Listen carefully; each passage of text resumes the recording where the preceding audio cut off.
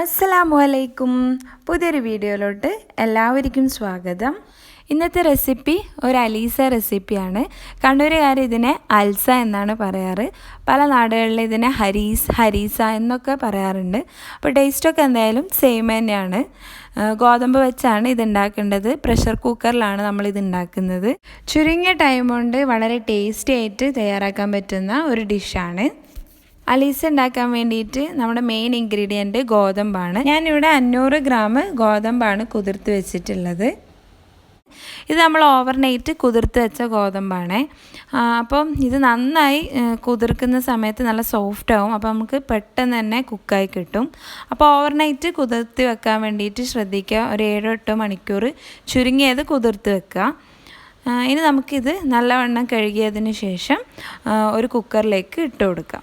ഗോതമ്പ് കുക്കറിലേക്ക് മാറ്റിയതിന് ശേഷം അത് വേവാനുള്ള വെള്ളം ഒഴിച്ചു കൊടുക്കണം. ഏകദേശം 3.5 കപ്പ് വെള്ളം ഞാനിതിലേക്ക് ഒഴിച്ചു കൊടുത്തിട്ടുണ്ട്. ഗോതമ്പ് നന്നായി ഇതിൽ മുങ്ങിക്കിടക്കണം, അത്രയും വെള്ളമാണ് ഇതിനാവശ്യമുള്ളത്. ഇനി ഇതിലേക്ക് ഒരു ചെറിയ സവാള കട്ട് ചെയ്തത് ആഡ് ചെയ്ത് കൊടുക്കാം. പിന്നെ 2 ചെറിയ പീസ് പട്ടയും കൂടി ആഡ് ചെയ്ത് കൊടുക്കണം. ഇനി നമുക്ക് ഇതിൻ്റെ കൂടെ തന്നെ ചിക്കനും കൂടി വേവിക്കാൻ വേണ്ടിയിട്ട് ഇട്ട് കൊടുക്കാം. ഞാനിവിടെ 6 പീസ് ചിക്കനാണ് എടുത്തിട്ടുള്ളത്. സാധാരണ കറിക്കൊക്കെ കട്ട് ചെയ്യുന്ന അത്രയും വലുപ്പത്തിലുള്ള പീസാണ് ആക്കിയിട്ടുള്ളത്. ഇത് നന്നായി ചെറിയ പീസ് ആക്കേണ്ട ആവശ്യമൊന്നുമില്ല. ഗോതമ്പ് വെന്ത് വരുന്ന സമയം കൊണ്ട് ചിക്കൻ നന്നായി ഉടഞ്ഞിട്ടുണ്ടാവും. അപ്പോൾ ചിക്കൻ നന്നായി അതിൽ ഉടഞ്ഞ് അതിൻ്റെ കൂടെ തന്നെ മിക്സ് ആയിട്ടുണ്ടാവും. അപ്പോൾ നമ്മൾ ഈ ഒരു വലുപ്പത്തിലുള്ള പീസാക്കിയിട്ട് ആഡ് ചെയ്ത് കൊടുത്താൽ മതി. ഇനി ഇതിന് ആവശ്യമായ ഉപ്പും കൂടി ആഡ് ചെയ്തിട്ട് കുക്കർ നമുക്ക് ക്ലോസ് ചെയ്ത് വേവിക്കാൻ വേണ്ടിയിട്ട് വെക്കാം. ഞാനിവിടെ 5 വിസിൽ വരുന്നത് വരെയാണ് വേവിക്കുന്നത്. അപ്പോൾ നന്നായി ഉടഞ്ഞ് എല്ലാം കൂടി മിക്സ് ചെയ്തിരിക്കണം. ഇത് നന്നായി ഗോതമ്പ് കുതിർന്നതുകൊണ്ടാണ് 5 വിസിലുകൊണ്ട് എനിക്ക് വെന്ത് കിട്ടിയത്. അപ്പോൾ നിങ്ങൾ ഗോതമ്പിൻ്റെ അനുസരിച്ചിട്ട് നിങ്ങൾ വേവിക്കുക. ഇനി ഗോതമ്പ് വെന്ത് വരുന്ന ടൈം കൊണ്ട് നമുക്ക് ഇതിനാവശ്യമായിട്ടുള്ള നട്ട്സും ഓണിയനും ഒക്കെ ഫ്രൈ ചെയ്തെടുക്കണം. അപ്പോൾ അതിന് വേണ്ടിയിട്ട് ഒരു പാൻ അടുപ്പത്ത് വെച്ച് ചൂടാക്കുക.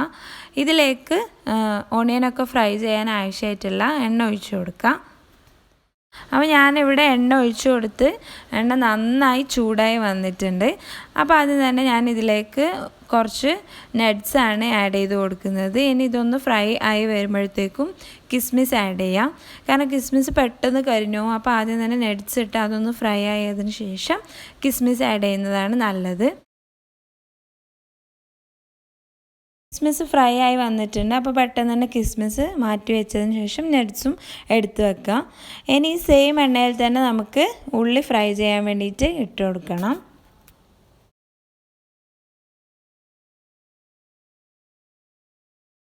ഉള്ളി ഫ്രൈ ചെയ്യാൻ വേണ്ടിയിട്ട് അത്യാവശ്യം സമയമെടുക്കും. അപ്പോൾ നമുക്ക് ഉള്ളി ഫ്രൈ ആയി കിട്ടുന്നത് വരെ വെയിറ്റ് ചെയ്യാം. ഇവിടെ ഫ്രൈ ആയി കിട്ടിയിട്ടുണ്ട്. നമുക്കിത് മാറ്റി വെക്കാം.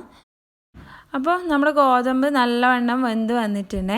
ഇനി അതിൻ്റെ അടപ്പൊന്ന് തുറന്ന് നോക്കുക. എന്നിട്ട് അതിൽ നിന്ന് നമ്മൾ നേരത്തെ വേവിക്കുമ്പോൾ ഇട്ട് വെച്ച പട്ട മാറ്റി വെക്കുക. അതിൻ്റെ ഫ്ലേവറൊക്കെ താഴേക്ക് ഇറങ്ങിയിട്ടുണ്ടാവും. ഇനി ഇത് നന്നായി ഉടച്ചെടുക്കണം. ഇതേപോലത്തെ ഒരു സ്പൂണോ വേറെ എന്തെങ്കിലും കുറച്ച് ഹാർഡായിട്ടുള്ളൊരു സാധനം കൊണ്ട് നമുക്ക് ഈ അൽസ നന്നായി ഉടച്ചെടുക്കാം. നന്നായി ഉടഞ്ഞിരിക്കുന്ന സമയത്ത് ഇതിൻ്റെ ടേസ്റ്റ് നല്ല അടിപൊളിയാണ്. ഗോതമ്പ് സെപ്പറേറ്റ് ആയിട്ട് ഇരിക്കുമ്പം അത്രയും അങ്ങോട്ട് ടേസ്റ്റ് ഉണ്ടാവില്ല. അപ്പോൾ നന്നായി ഉടക്കാൻ വേണ്ടിയിട്ട് ശ്രദ്ധിക്കുക. ഇതൊക്കെ കണ്ടില്ലേ, നമ്മളെ ചിക്കനൊക്കെ നന്നായി ഉടനെ ഇതിൽ മിക്സായി വന്നിട്ടുണ്ട്. ചിക്കനൊന്നും കാണാനേ ഇല്ല. അപ്പോൾ അതേപോലെ നന്നായി എല്ലാം കൂടി മിക്സാക്കി ഉടച്ച് വെക്കുക. ഇവിടെ നന്നായി ഇത് ഉടച്ചെടുത്തിട്ടുണ്ട്. ഇതാ കണ്ടില്ലേ, ഇതേപോലെ നന്നായി ഉടനെ മിക്സ് ആയിരിക്കണം. ഇനി ഇതിലേക്ക് നമ്മൾ പാല് ആഡ് ചെയ്ത് കൊടുക്കണം. ഞാനിവിടെ പശുവും പാലാണ് ആഡ് ചെയ്തിട്ടുള്ളത്. 1.5 കപ്പാണ് പാൽ ആഡ് ചെയ്തിട്ടുള്ളത്. ഇതിന് പകരം തേങ്ങാപ്പാലും ആഡ് ചെയ്യാം. അപ്പോൾ ഇങ്ങനെ ചെയ്യുന്നത് എന്തിനാണെന്ന് വെച്ചാൽ ഇത് നന്നായി ടൈറ്റായി ഇരിക്കാതെ നല്ല ലൂസായി ഇരിക്കാൻ വേണ്ടിയിട്ടാണ് പാൽ ആഡ് ചെയ്ത് കൊടുക്കുന്നത്.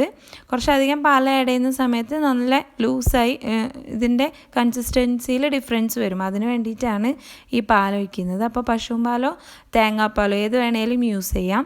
ഇനി ഇത് നന്നായി ഒന്ന് മിക്സ് ചെയ്തതിന് ശേഷം ഇതിലേക്ക് 1 ടേബിൾ സ്പൂണ് പശു നെയ്യും കൂടി ആഡ് ചെയ്തിട്ട് നന്നായി ഒന്ന് മിക്സ് ചെയ്ത് കൊടുക്കുക. ഇനി ഇത് നമ്മൾ ഒരു ലോ ഫ്ലെയിമിൽ ഇട്ടിട്ട് ഒരു 5 മിനിറ്റ് കുക്ക് ചെയ്തെടുക്കണം. ഇതൊക്കെ ഒന്ന് കുറുകി വരുന്നത് വരെ കുക്ക് ചെയ്യാം. അങ്ങനെ നമ്മളെ അലീസ ഇവിടെ റെഡി ആയിട്ടുണ്ട്. വളരെ ഈസിയാണ് അലീസ പ്രിപ്പയർ ചെയ്യാൻ വേണ്ടിയിട്ട്. വേറെ പ്രത്യേകിച്ച് ഇൻഗ്രീഡിയൻസ് ഒന്നും വേണ്ട, വീട്ടിലുള്ള ചേരുവകൾ വെച്ച് തന്നെ നമുക്കിത് പ്രിപ്പയർ ചെയ്തെടുക്കാം. ഇനി ഇതൊരു ബൗളിലേക്ക് മാറ്റുക. അതിൻ്റെ മേളിലേക്ക് കുറച്ച് പശു നെയ്യും കൂടി ആഡ് ചെയ്ത് കൊടുക്കാം. എന്നിട്ട് ഇതിൻ്റെ മുകളിലായിട്ട് നമ്മൾ നേരത്തെ ഫ്രൈ ചെയ്ത് മാറ്റി വെച്ച ഓണിയൻ സ്പ്രിങ്കിൾ ചെയ്ത് കൊടുക്കുക. നട്ട്സ്, കിസ്മിസ് ഒക്കെ ഇതിൻ്റെ മുകളിലായിട്ട് ഗാർണിഷ് ചെയ്യാൻ വേണ്ടിയിട്ട് ഇട്ട് കൊടുക്കുക.